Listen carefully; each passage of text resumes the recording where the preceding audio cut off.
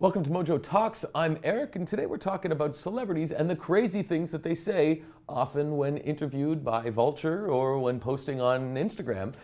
We've assembled a panel of some of our bloggers, and so we have Dave, who's an expert in music. How you doing, Dave? Hey, how's it going? I'm good, and Phoebe, we're talking. You're a pop culture expert, and so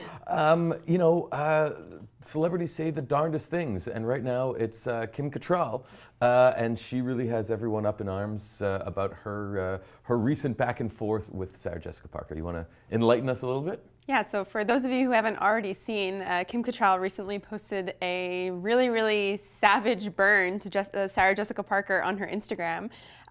It basically spurred from Kim Cattrall's brother passing away recently. Sarah Jessica Parker sent her condolences, and Kim Cattrall went off. She posted a big long rant on her Instagram saying how she didn't want her condolences and how her mother called Sarah Jessica Parker a hypocrite.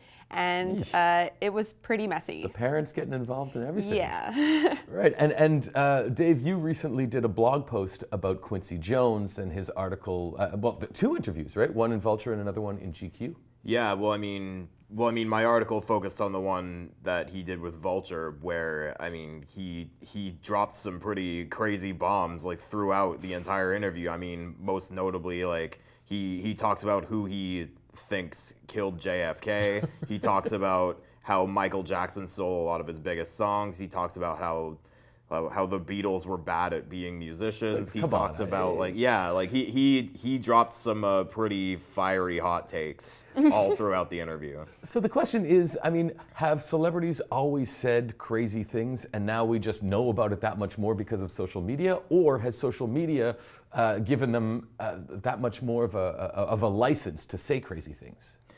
I don't know.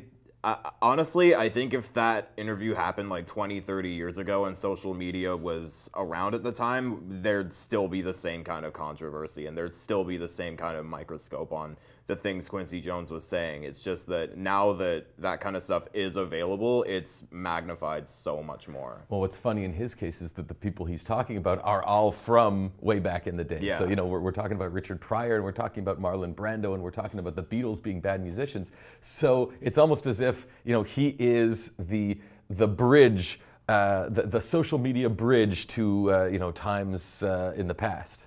Yeah, and it's funny you mentioned that, because in the GQ interview he talks about how he was once almost set up with Marilyn Monroe by Frank Sinatra, and at another point in that interview he talks about how Truman Capote was a racist in his opinion, because apparently he was asked to do the score for In Cold Blood without Truman Capote realizing he was black. And after he found out that he was black, Truman Capote was pissed, apparently. Well, a lot of people are pissed right now.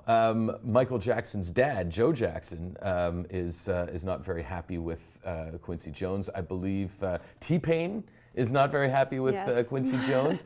Who else? I think Richard Pryor's daughter is also complaining. So, I mean, are these the ramblings of a madman? You know, has Quincy Jones gone nuts? Because it seems to me, when you read the way this interview went, he's almost talking in the same kind of circular logic and the same non sequiturs. It's like Trump speak. A little, I guess, but I mean, you also don't see like Donald Trump like ripping on guys like Harvey Weinstein, right? So. No, we just have him defending people like Porter, but that's but I do get the sense that we have more of a window into their lives, but they also feel more at ease to give us that window. And so I'm wondering how the Kim Cattrall thing plays into that.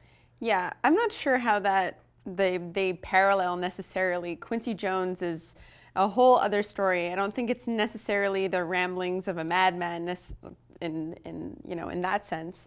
Kim Cattrall, it's something different. I think she's really had it being painted as the villain. As those of you who probably know, Sex and the City 3 was canceled because Kim Cattrall just didn't want to do it anymore. She wanted to close that chapter of her life. And everybody is, pointing the finger at her and saying, it's your fault, it's your fault. Sarah Jessica Parker is doing all of these interviews and saying, I don't understand why she doesn't want to do the movie. I don't understand why she had such a different experience that than I did when we were filming Sex and the City. And she's saying, I've had it. I've had it with being painted as the villain. I've had it with, you know, the pity party for Sarah Jessica Parker, and she's living her truth, and I have to respect it. Well, so, you know, in some senses, they're taking the power given to them by social media to do these things. And so, you know, there was an article in The Guardian recently that was kind of, you know, it was saying that in the case of Quincy Jones, he's in the same way. He's like, he's taking license to say what he wants. You know, he's had enough of the whole Hollywood scene. He's dishing the dirt. But then again, in many of these instances, he says, well, we shouldn't be talking publicly about this. Yeah, well, at least 3 times in that Vulture interview, he says, like, we shouldn't be talking about this publicly. I believe this came up when he was talking about who killed JFK, who, like, when he was talking about, like, the Bill Cosby allegations, and I think also when he talks about there being secrets with Hillary and the Clintons, and like each of the times that the interviewer tried pressing for details, Quincy Jones is just like, we shouldn't be talking about this. But it's like, dude, like you just started talking about it. Now we and, have like, to know. like everybody's interested. Like what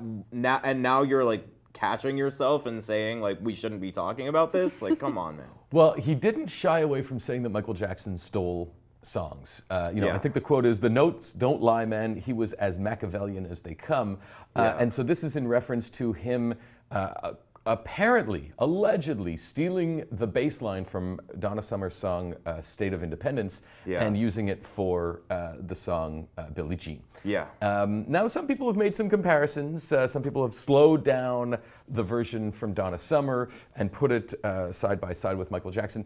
I hear what they're saying, but if you just take these 2 songs as, you know, each standalone song, the essence is not even there. There's so many other instances of thievery that I think, you know, look at Led Zeppelin. Led Zeppelin stole so many songs from old blues guys and called it their own.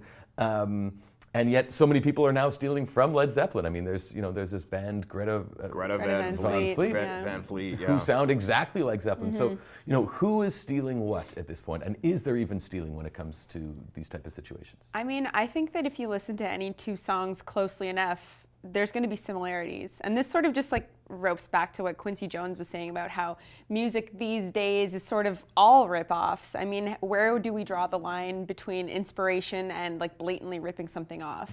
And you and I were speaking about this earlier, you know, the Tom Petty controversy when he was still alive with Sam Smith's song, Stay With Me. It had some similarities to the melody of one of his tunes. Won't Back Down. Yeah, exactly. And it just, I don't know, where do we draw the line? But what's interesting in that scenario is, so Sam Smith claims he didn't even realize it. Yeah. Tom Petty then went and posted on Facebook and said, I understand, these things kind of, you know, these things happen. He didn't seem that pissed, and in the end, Sam Smith gave him, I think, 12% of the songwriting credits, and so everybody was happy, everybody won. You know, we were also talking before about how, well, you know, the bass line for Billie Jean was admittedly taken from another 80s song. Yeah, from Hall & Oates, I Can't Go For That. And I mean, Daryl Hall was actually once quoted as saying that Michael Jackson like approached him and said like, I hope you don't mind that I copped that groove.